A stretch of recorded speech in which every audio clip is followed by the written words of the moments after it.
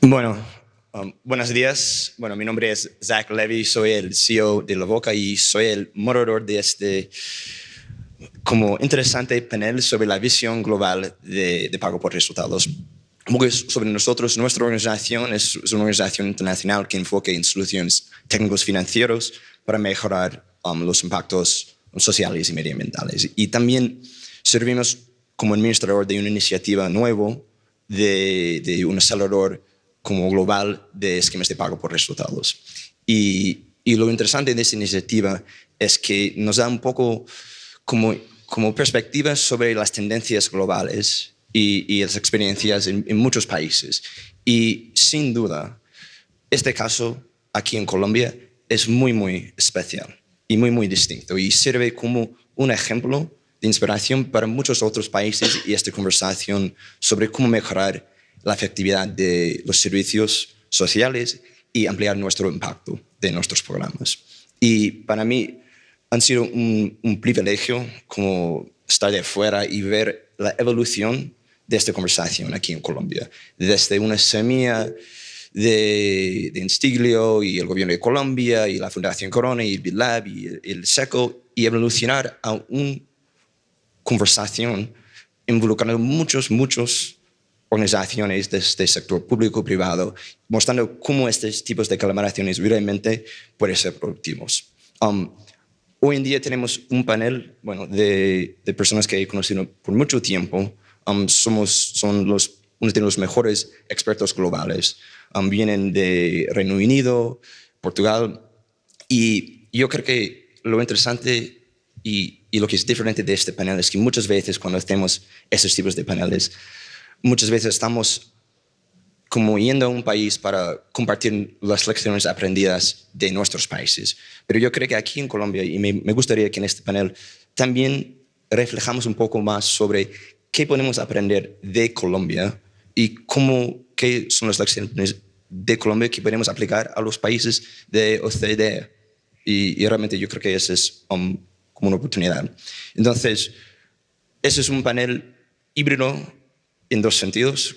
Uno es como hay gente en persona y también personas virtualmente, pero también vamos a hacerlo en español e inglés. Entonces voy a hacer las primeras preguntas a Marta y García de Social Finance en español y luego vamos a cambiar a inglés. Entonces, para los que necesiten como traducción simultánea, por favor, consiguen sus audífonos. Entonces, Marta,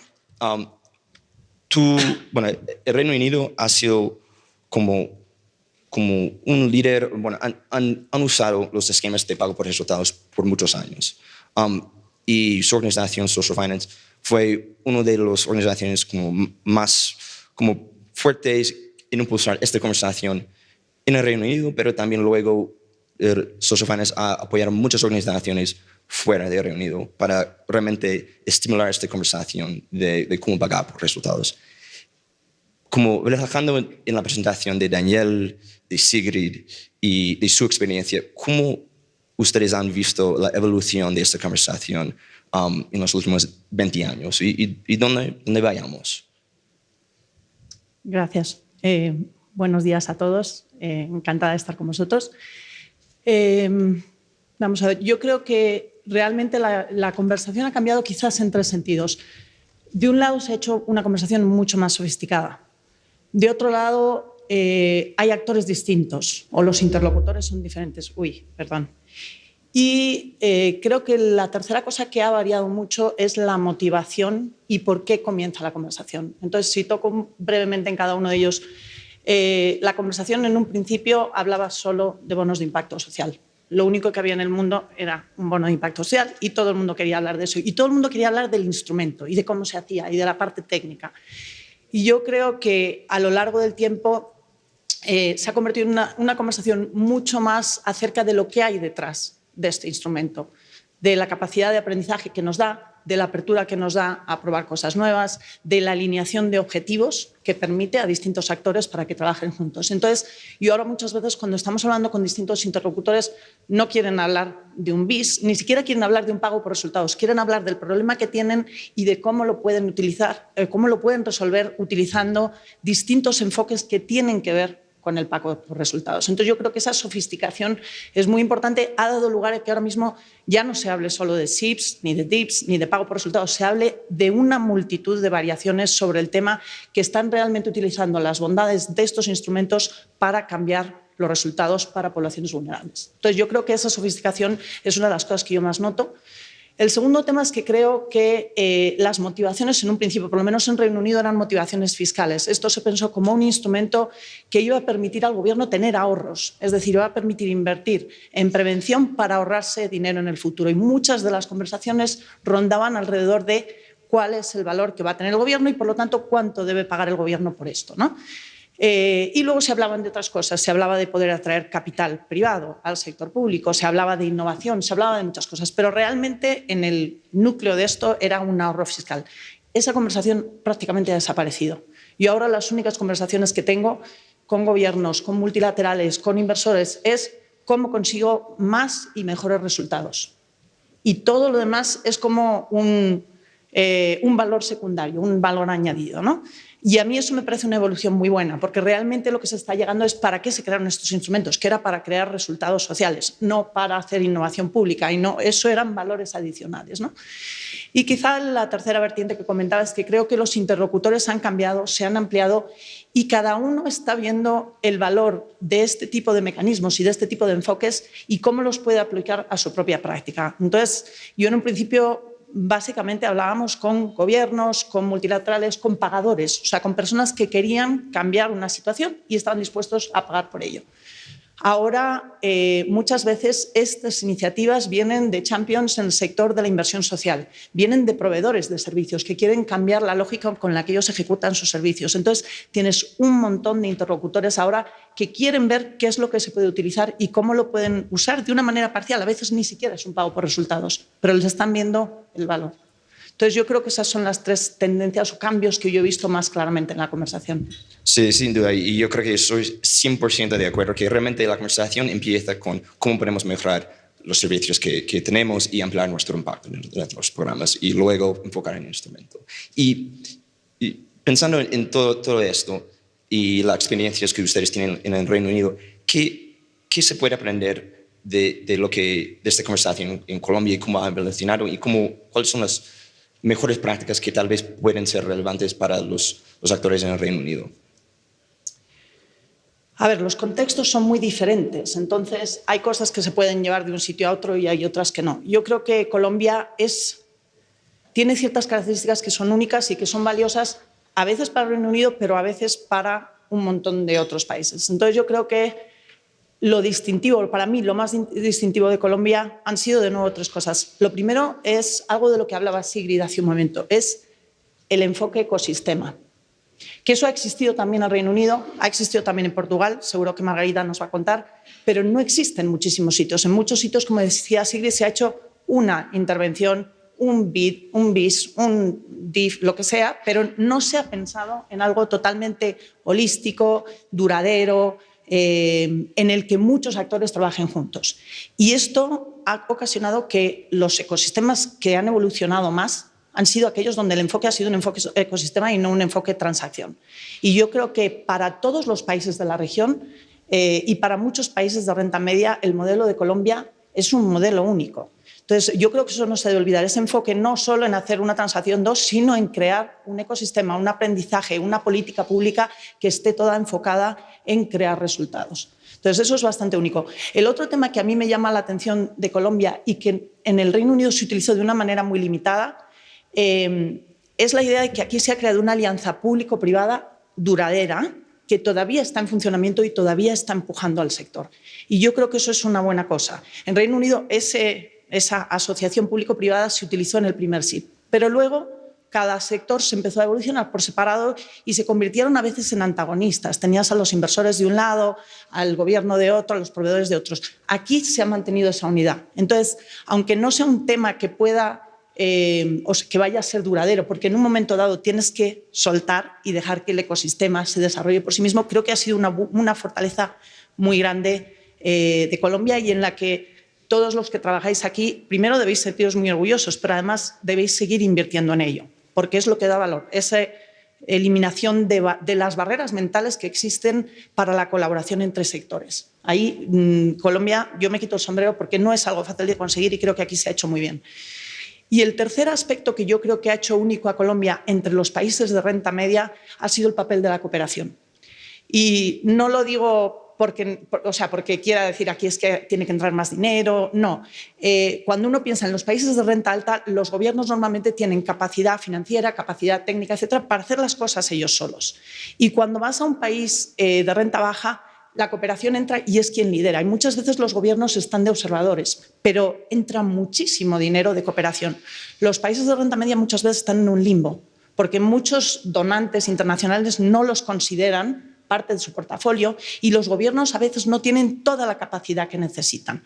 Y en el caso de Colombia se ha dado este matrimonio perfecto entre la cooperación y el gobierno que ha ayudado realmente a tomar este enfoque ecosistema. Yo estaba hablando ayer con una aliada que tenemos en México, donde llevan 4 años para sacar un bis. Ellos solos no tienen, han tenido que ir pidiendo migajas aquí de los inversores, tal. El ecosistema solo no puede generar eso y la cooperación ha sido esencial en Colombia y yo creo que, de nuevo, es un ejemplo a seguir para muchos países de renta media. Bueno, gracias, Marta. Y ahora voy a cambiar a inglés para los que necesitan. So I'll put my next question to Margarita from Maze. And Margarita, I'm a huge fan of the many things that Maze has done in Portugal and the great work you guys have done. Portugal, I think, was one of the first countries to really take some of these innovations on results-based financing that were going on in the US and the UK and really adopt them in a very systemic way to a different country context. And be curious if you could just quickly share with us a little bit, what that experience was of bringing those innovations and really bringing this wider conversation on, making better services and amplifying our impact to the Portuguese context. Perdóname por no hablar español, pero tenía que haber practicado más. So I think, Zach, I heard you with some cuts, but I think your question was about how this came to be in Portugal and how we kind of started this whole agenda. So basically, this conversation started in Portugal in 2013, 2014. So at the height of the financial crisis, and it came, I think like in other places, a bit with these arguments of trying to make more and reach better outcomes with the money that was available. So the public sector was really stretched with a lot of social challenges, but the way it was contracting social services was not necessarily optimizing for results. But interestingly, I think what happened is exactly what Marta describes, which is the narrative now has changed away from this savings narrative and also this innovation narrative. Those are secondary arguments, and it's really about results or outcomes and how to keep the conversation around those. And it was interesting because when we started talking about this in Portugal, this was still a very Anglo-Saxon thing. And I think we felt at the time, or a lot of public sector people felt at the time that maybe this was not for us. Maybe this works in the UK, it works in the US, in Australia, but the Portuguese social welfare system is much more conservative, much less liberal. So there were these doubts about whether it would work. And I think what was really important to successfully move this agenda forward in Portugal was to kind of appropriate these terms to our context, which I think Colombia has done very interestingly as well in the American context. So we kind of took these terms, and the CIBs in Portugal look very different from the CIBs in the UK, for example, and kind of adapted it to the Portuguese reality. And I think what was key there was to do the first one. So we did a very small CIB that was structured quite fast back in 2015, just to stop saying in the UK they are doing this, in Australia they are doing this, and be able to say in Portugal we did this small experiment, and then essentially The public sector launched a public initiative, so a public unit of government responsible for promoting this agenda.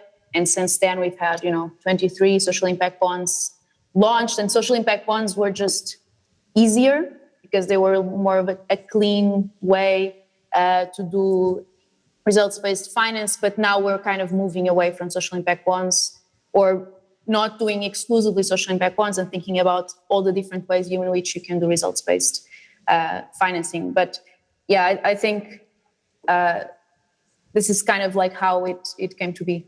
What would you say? Did I answer your question? Yeah. What would you say are some of your biggest learnings, within the Portuguese context? And also I understand that along this journey, there's been also a lot of maybe two-way exchanges between Portuguese stakeholders and Colombian stakeholders, and kind of any insights in terms of it that you had of kind of that type of two-way learning that's been going on, and what you've learned that may be relevant for all of us. Mm-hmm. Yeah. So starting with your second question, what happened was we kind of took off quite early for like the global landscape of outcomes-based commissioning or payment by results. And a lot happened, a lot of SIBs were structured. And then we started this phase of like deceleration and thinking about the next stage. And this kind of coincided with Colombia, like accelerating their own agenda. And when we realized that, and we started talking to the teams at Corona Foundation and SIBSCO, we found that we related a lot to the Colombian experience and the challenges that the teams that were trying to take this off the ground were facing, and maybe even more so than with what the ecosystem in the UK and the US had then turned into. So in a way, we felt culturally more in sync with what was happening in Colombia. And that was very interesting. And I think also the role that maybe Portugal had for continental Europe for this agenda, which was kind of like using European funds to fund this, and trying to do this in an ecosystem way. Colombia maybe has that role in Central and South America. So there was a lot of cultural affinity there.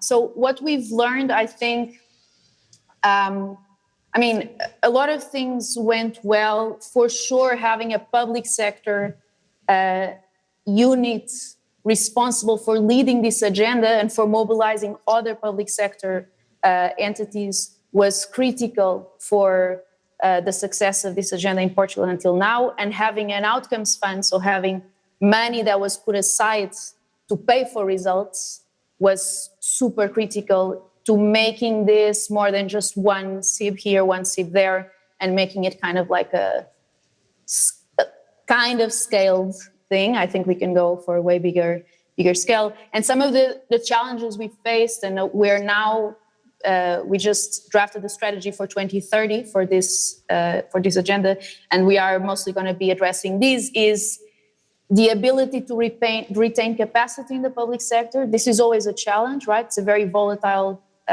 space in terms of people. So people learn how to work with results-based finance, and then they move. So it's always a challenge to how to make sure that this is institutionalized, the knowledge around how to work like this, how to work around results.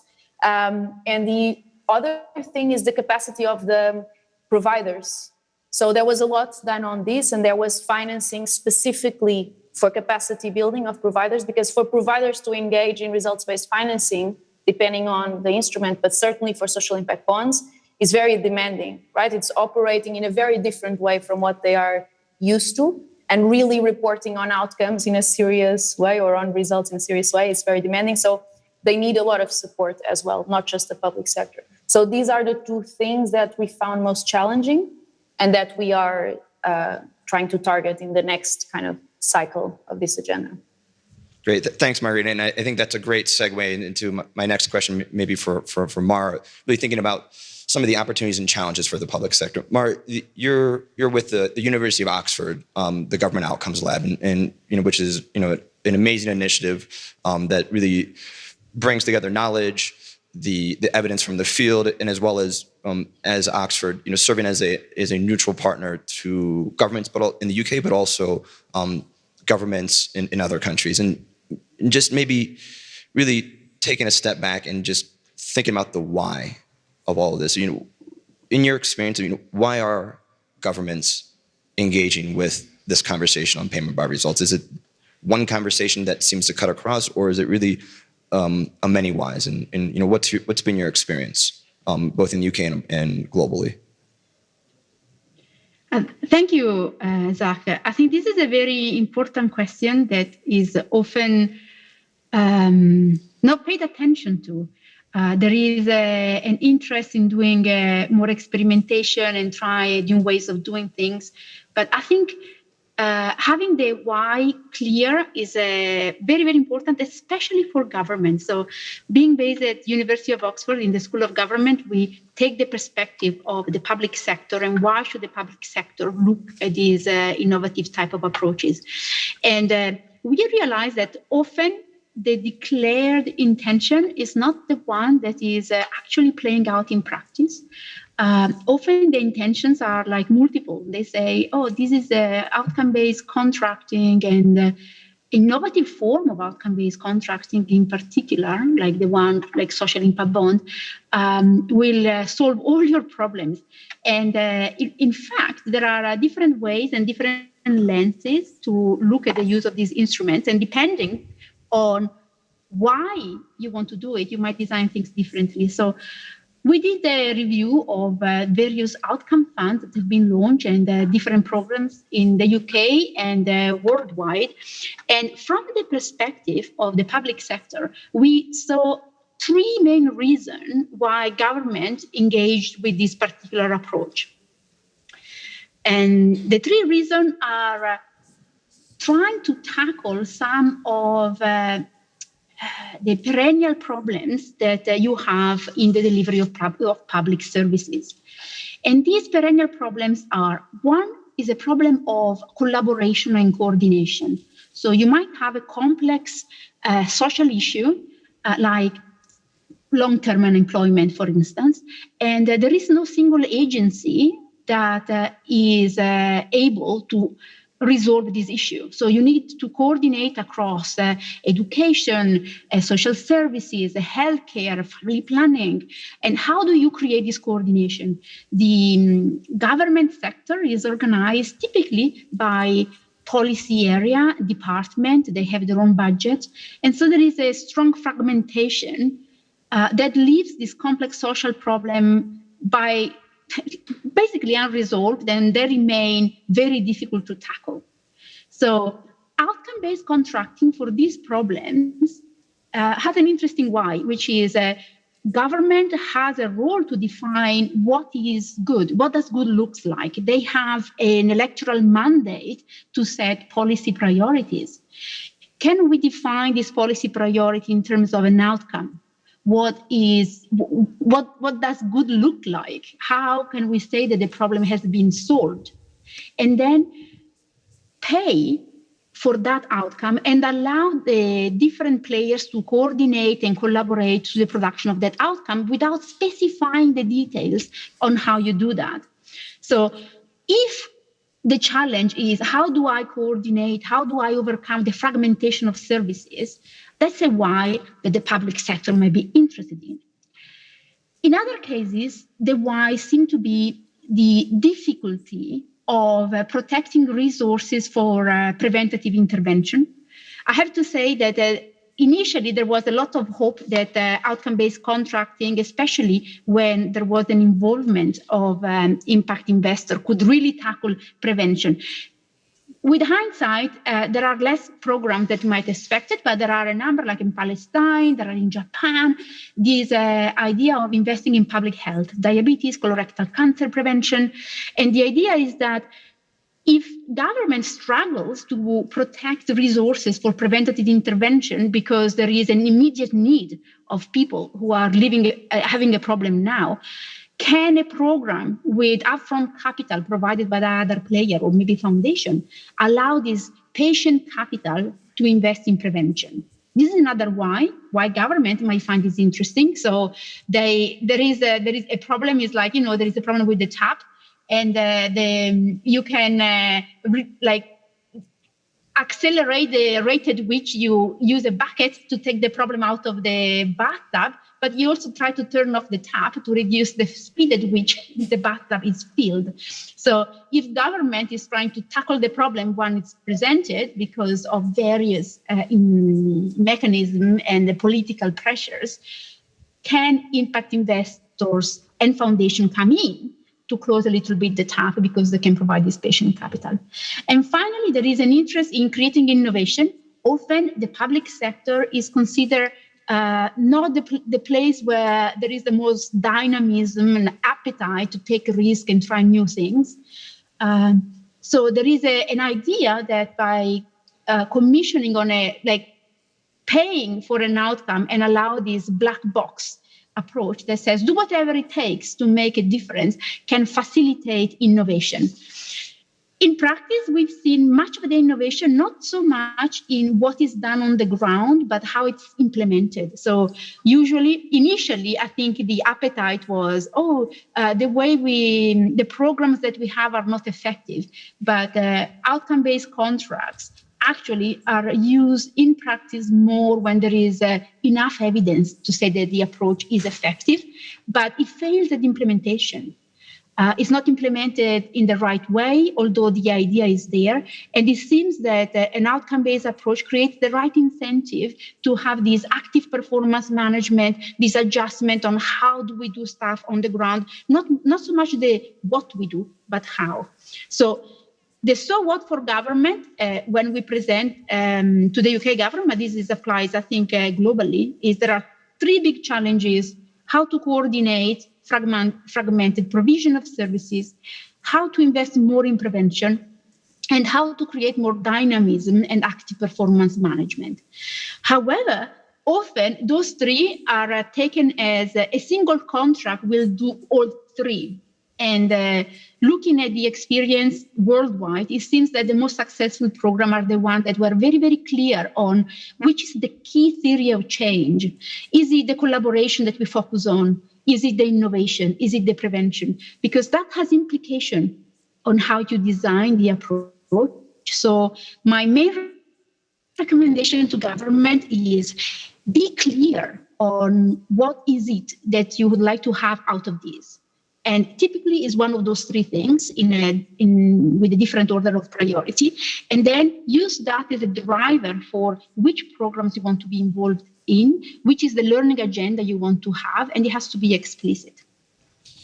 Y Marta, como escuchando lo que dice Marta, ¿tú estás de acuerdo de que estas razones en sus experiencias hay otras cosas que tú has visto sobre el why, the por qué? Creo que hay otra razón que quizás es más personal y más política, y es que hay agendas políticas detrás de todo esto, y cuando se ve una ventana para impulsar la agenda personal o institucional a través de estos mecanismos, eso es un tema muy importante, y ese tema es algo que a veces queda oculto, porque no es un tema tan, no racional, pero es un tema que es más difícil justificar. Entonces, muchas veces la narrativa que se escucha es una narrativa mucho más lógica, como describe Mara, pero lo que hay detrás es una agenda política determinada. Se han hecho ciertas promesas al electorado que hay que cumplir. Entonces es importante también tener esa conversación para entender exactamente qué es lo que se ha prometido, qué es lo que se quiere lograr, porque si no muchas veces eso queda oculto y vuelve a aparecer en un momento más tardío. Sí, de acuerdo. Mar, I think one part is the why, and then the other part is the how. And in the US, we use the term pay for success instead of pay for results. And I recall, I think you may have been with me, Marta, a conversation with somebody from the government of the city of Salt Lake City. And in that conversation, she was like, as a government, we like success. Our voters like success. Our taxpayers like success. And so if we can pay for success, why not? Which sounds great, but then when you actually have to do it and the how, it's not always that easy. And there's a lot of institutional, cultural barriers that need to be overcome. And I think both Daniel and I think Sigrid talked a little bit about that change in mindset and mentality across the spectrum of organizations. And Mark, curious from your experience working with governments, what have been some of the bigger challenges to really bring this conversation and implement it? Well, I think one of the main challenges is the lack of a common language, slowly being overcome. And often I think, like in any countries, and especially like in the UK, the presence of intermediary has been fundamental in setting up innovative ways of working. However, it also posed some challenge because from sometimes governments saw the presentation of the use of an outcome-based approach as a solution in search of a problem, and which is not the case, but often has been presented and perceived by government actors that we work with as, a grant will work as well. And I think is really important to get the narrative right. And when you talk to people who are working on outcome-based contract and they do so seriously, what they really, really care about is the outcome. They really want to make a difference. And there is a sort of self-selection of organizations that come around the table. The providers are providers that are purpose-driven. They are not driven by making a profit. They really think they were put on this planet to tackle that social problem. The intermediaries are there, the ones that really succeed because they think they're really good at brokering conversation. The investor, again, are there because they want to make a difference and play into the impact. And often, government is involved a little bit late in the conversation. And when government is involved late in the conversation, there is this impression and like prejudice that, oh, those are intermediaries. They're like consulting companies. The investors, oh, why? I should borrow from treasury. And it's just, I think, in most cases, a bit of a, well, maybe prejudice is too strong a word, but is a too late an engagement to understand what is the journey people who thought about this particular approach have been on.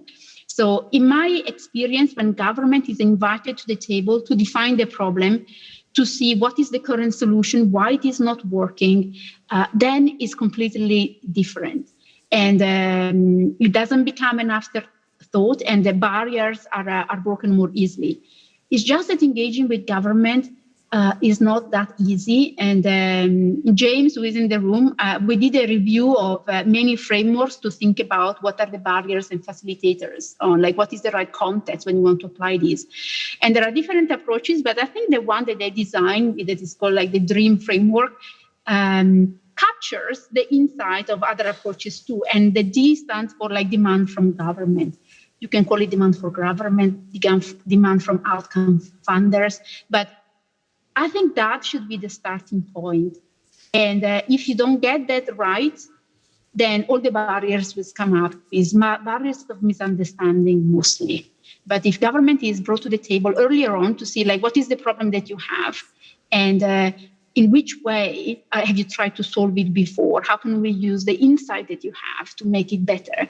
I think we will see better outcomes out there than we see now.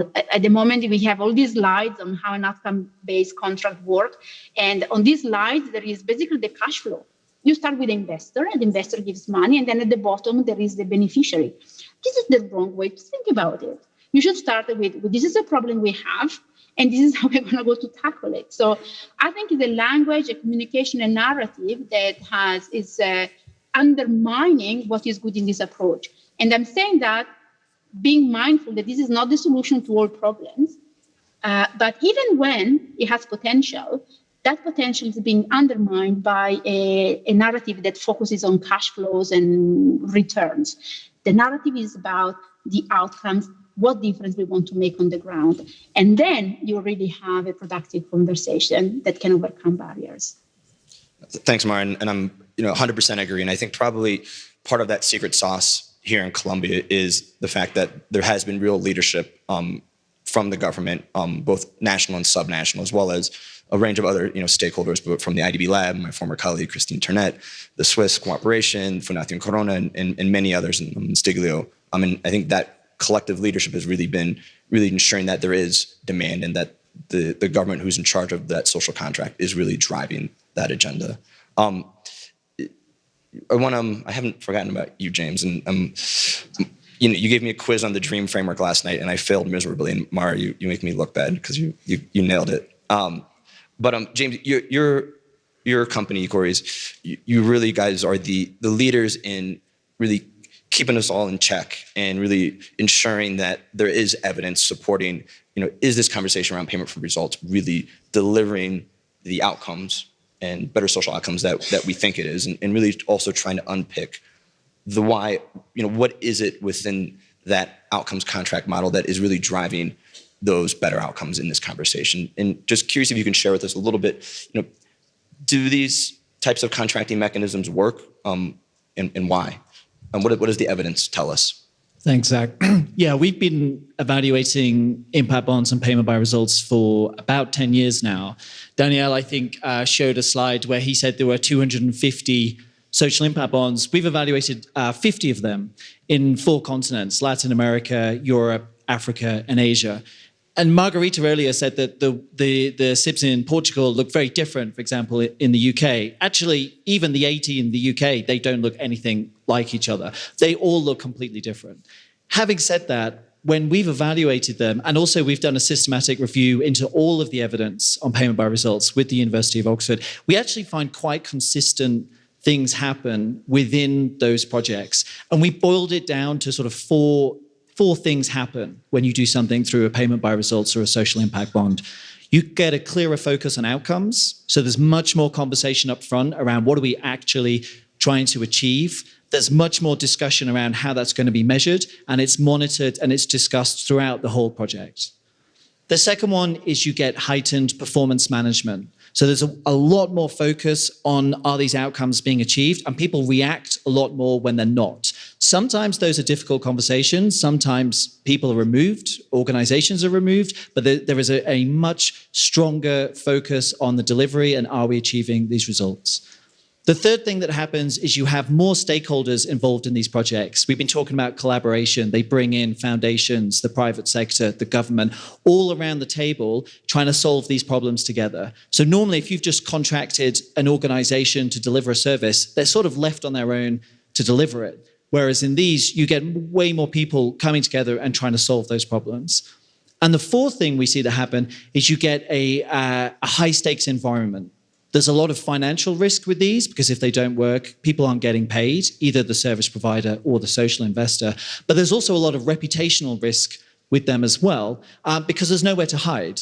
You've agreed what the outcomes are going to be up front, you're being measured on them, and they're published on a regular basis. So if this thing doesn't work, everybody knows about it.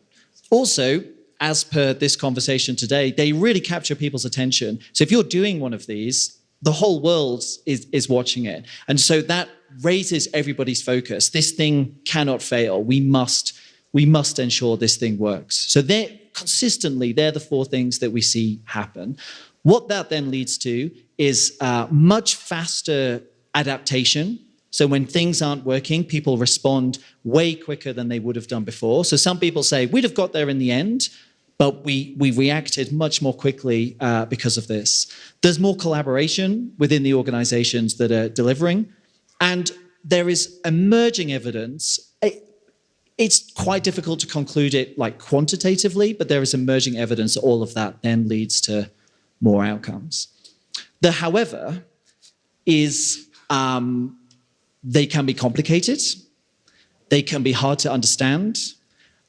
Things look great when they're going well. When they're not going well, people are going to lose money.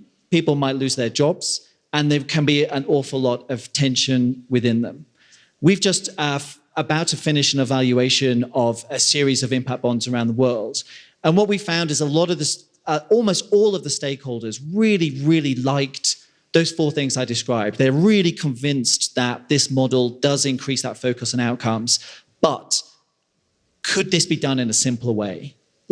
Do we need all of the different things sometimes that we have in these models? So Sigrid talked about what we've learned over the next 10 years. What I would like to see in the following 10 years is more experimentation and more thinking about, can we pull out these things we really like, but can we drop some of the complexity and the things we don't like in them? And what does that look like in a more structured learning agenda for this conversation?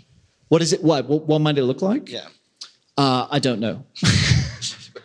I've got some thoughts. I mean, one of my recommendations is always, I think these models have a lot of promise, but we continue to experiment. Don't just lift this one off the shelf and say, let's use this one. Think about how it might work. Some of the thoughts I have is that very often these are 100% payment by results. So you either get the money if it works or you lose all of your money. And I'm not convinced that you need 100%. And the reality is everybody thinks they're really comfortable with that level of risk, but a lot of the time they're not. And when they actually are faced with losing all of their money, hard negotiations happen, and normally they move away from 100% payment by results. So do you need 100% payment by results? I think you could actually do it 25%, where there's much less risk, but there's still some risk, there's still more of a focus. I also think there are some really interesting different models. What I really like about the impact bonds is you're bringing together different organizations with different funding and different risk appetites. You're bringing together government, you're bringing together foundations. But I think you could do that in simpler ways. We can get into social impact guarantees, but I really like, they're a much simpler way of doing this, but I think they have a lot of the benefits, but less of the complexity. Mara is raising her hand, and so she definitely has something witty to say, hopefully. Go ahead, Mara. No, I just want to add on this because I find putting the emphasis on the financialization might work in some contexts, but for instance, it doesn't in the UK. And I refer to colleagues that are more familiar to the Colombian context. But what we see in the UK working is the ability to create a framework of formal relational contracting. What works in these complex approaches is that the relationship gets stronger and you create an environment where you trust the counterpart. So I think there are these complaints about, the transaction cost, this is complex. And it might be true, but there are also transaction benefits that we never measure. The fact that there is a very healthy, trustworthy relationship, and you don't need to specify and enter a long negotiation to change the terms of the contracts because you have more of a margin of discretionarity. At least in the UK, I think the emerging successful contracts are the ones that lend themselves to create this trust and good relationship, strong relationship among stakeholders, and is moving away from a financial transactional type of relationship. But maybe that doesn't apply for Colombia. Surely not in the UK. It's not a financial change. I think in the next 10 years, we will see more relational contracts formalized in some way, inspired by the impact bond lessons, and less of the financial and secondary market discussion that sometimes you hear. So just picking up on this conversation, and James, you had mentioned one of the things that seemed to be really driving the better outcomes was bringing a whole bunch of non-traditional stakeholders to the table to really solve a social problem. At the same time, just thinking about it, sometimes it almost feels like could be too many cooks in the kitchen. And I think a lot of times this conversation starts with it's an innovation agenda. Really, how are we going to innovate and develop better services? But then the question then comes, how does that conversation evolve to taking those innovations and really integrating them more in a mainstream way into how we contract our services? And I mean, how does that look, or kind of, is it too many cooks in the kitchen? Is there a mainstreaming kind of step? I think Sigrid talked a little bit about that transition, but curious on any thoughts on anything you've seen more globally on that. On the how do you scale these? Or exactly. And moving from these important pieces that maybe can help drive impact, but then maybe hard to replicate in a much, much bigger way. Yeah. I do think sometimes in the beginning, there have been too many cooks in the kitchen. One of the investors was saying in the private sector, if you've got something really complicated, you reduce the number of people involved. In the public sector, if you've got something really complicated, you increase the number of people involved. How you scale some of this, I think this is a really interesting question. And I guess it's, what are you trying to scale? So what we found is that a payment by results can be it's like a disruption within an organization. So you completely change, we talked about cultural mindsets, you completely change how the people in that system think and operate. We've gone back to some of those projects 2 years after the impact bond has ended, and you actually still see a lot of the things, the innovations that they introduced during the impact bond, they're still there. So the question is, once you've done one and you've changed the mindset, do you need to do another one? Or is it a one-time pivot? I think that's true within the organizations involved, but I think if you want to then take that and have that cultural change elsewhere, then I do think you need to take the model with you. I think some of the ways that Colombia have done it have been very impressive and very interesting in terms of the outcomes funds, how you launch some of these at scale. I think that's one of the ways that you can do it. So just pivoting to a slightly different direction and just kind of thinking, forward-looking, but short-term forward-looking, is we're, I think, globally entering into a kind of a tricky kind of global economic environment, inflation, restricted supply chains, some discussions on some global recessions, or at least a period of potential lower or even negative global economic growth. Is this conversation around, payment by results, and is it a nice to have and a luxury of moments of high economic growth, or is this something that actually can apply to some of these more tricky periods of economic crisis potentially? I mean, how do you see it, and do we have any lessons learned from other periods? So we actually looked at this. We looked at 25 SIBs or payment by results programs that were tried to launch.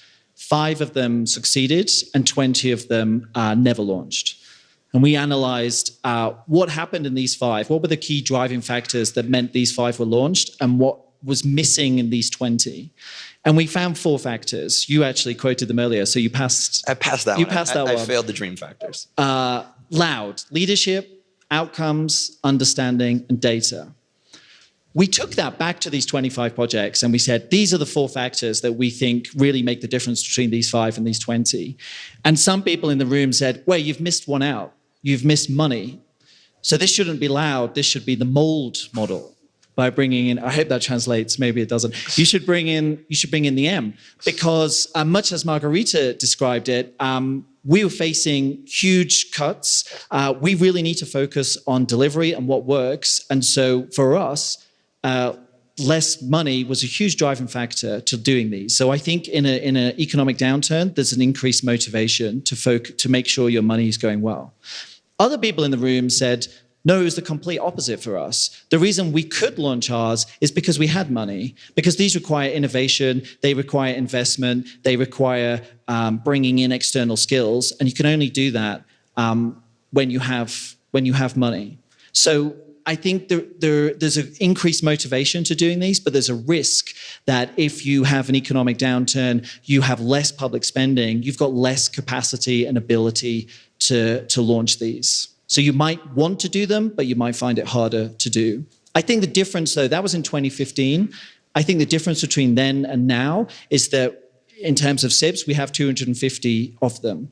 And so we've just heard loads of lessons learned about how to do these well and what the challenges are. So my optimism is that some of the huge investments you need to put in to get them off the ground has already happened. And that so long as we focus on continuing to share learning and replicate, then perhaps we can still do them even when we have less capacity to be able to focus on them. Do any of the other panelists have any reflections? Margarita, Marta, do you agree with James? And is it loud or is it mold? I'm sure it does not translate very well. Margarita, maybe I'll pick on you. Thanks. I think I definitely see the Portuguese experience in what James just shared. So that in some ways, during an economic downturn, this conversation is taken a bit more seriously because the pressure to reach better outcomes with the resources that are available increases. And I think something I would add is that besides all the learnings that were made, so we are in a different place now than we were in 2015, which was really when this agenda took off for Portugal. There's also, and this kind of bridges back to a previous point, it's the ambition is also different. So now that there has been some results-based financing experience in Portugal, and the idea is to scale, and by scale, in our case, that means to embed results-based financing aspects in most of the contracts that the public sector has with social providers. It doesn't mean doing SIPs necessarily, or doing 100% outcomes-based contracts.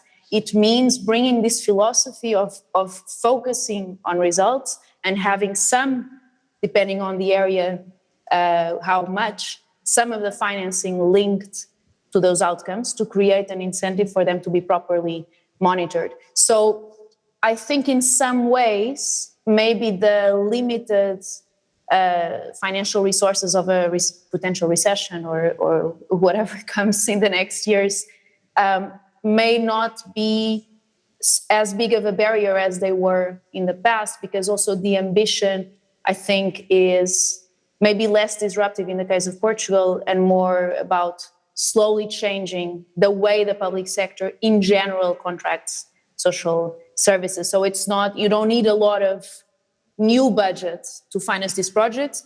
You need to slowly embed different contracting clauses in the money that is already being spent and is already being used to contract these services from the social economy. So I'm optimistic that this agenda is going to move forward in Portugal. And Mara, I think as we're thinking about, potential, changing economic, trends, we can't forget that we're also just coming out of a very difficult global period of COVID-19. And I'd be curious, from GoLab's perspective, are there any learnings that would be relevant for this audience in terms of what we may have learned in terms of crisis proofing, I guess it could be the word, outcomes contracts, and how should we all be thinking about that, going forward, and what types of learnings maybe have you seen across the board from that experience? I think I just want to make two reflections. One is I agree with Margarita in terms of often there is a change in culture. So the use of outcome-based contracting and social impact bond is a sort of culture, like is a change mechanism, is a change management mechanism in the way the public provision of services has been done historically. So once that cultural change, if it's happening, but it's not one impact bond that will make it happen in our experience, but cultural change will take time, then maybe that's the legacy effect. And in terms of crisis proving this, we did an analysis of the 30 impact bond projects that were launched during the pandemic. And the pandemic came as a surprise, and we tried to observe what happened to them.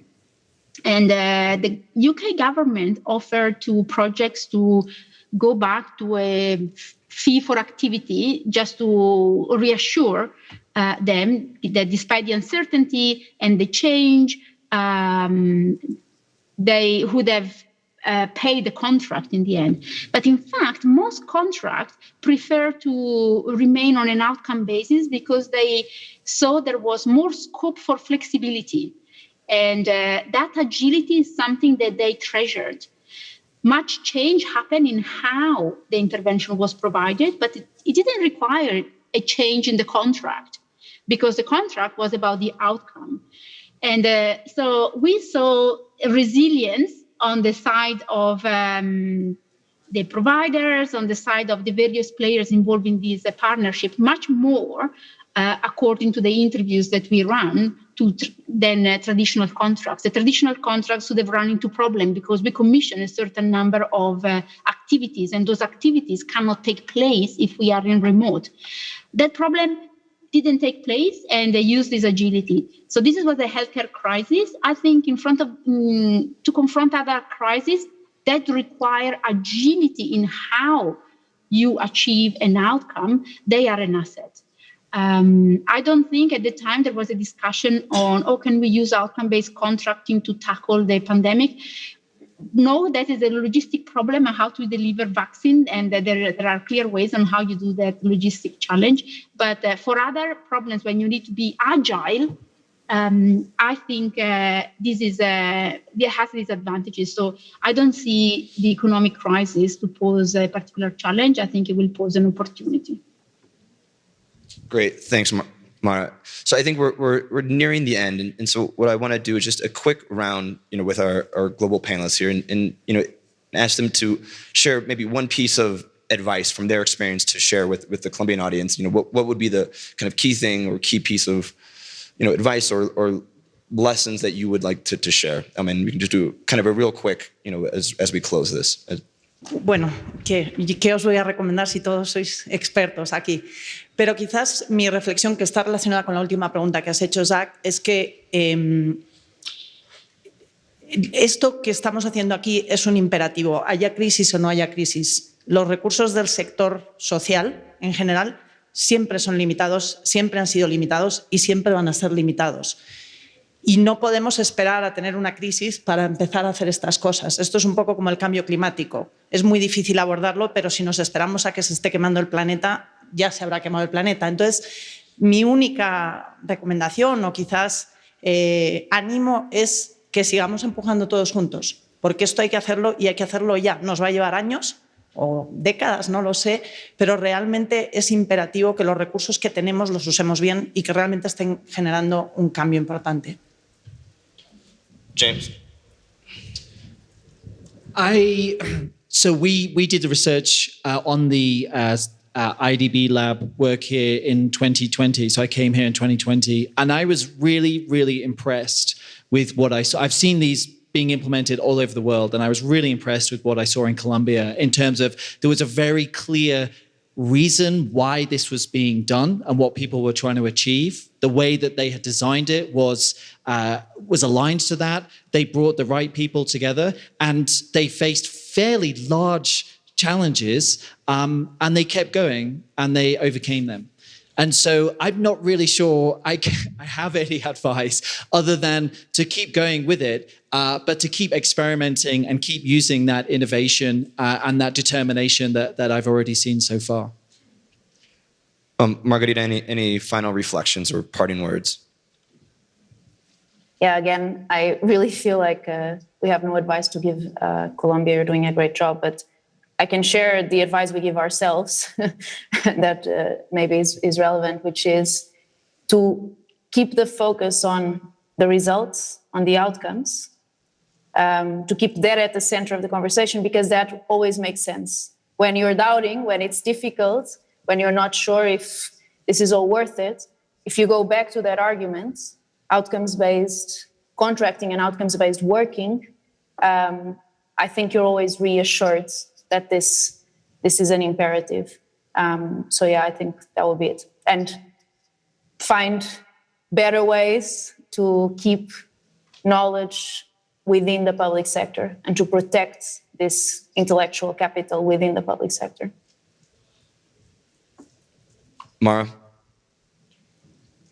Well, my final words are about being absolutely clear and continue to be clear on the whys and having an intentional learning agenda, because the context will change, and if you want to apply new ways of working to other contexts, you need to be clear and understand why something has worked or not. And as James mentioned, the Colombia's experience on setting up sequential impact bonds and build incrementally on the learning that happened before, it has been quite unique. So I think that is worth keeping and be really intentional about. This is what we'd like to learn. This is what we have learned, and have an exit strategy in terms of we will keep doing this until we achieve what, and have that clear in mind. Like, are we doing more impact bonds? Are we doing it to learn how to do stuff, and then we keep the how and we drop features that we don't need? So is this clarity on the why, so you can hold on of what is the real active ingredient, and you can change the other things to make it simpler or more agile or adaptable.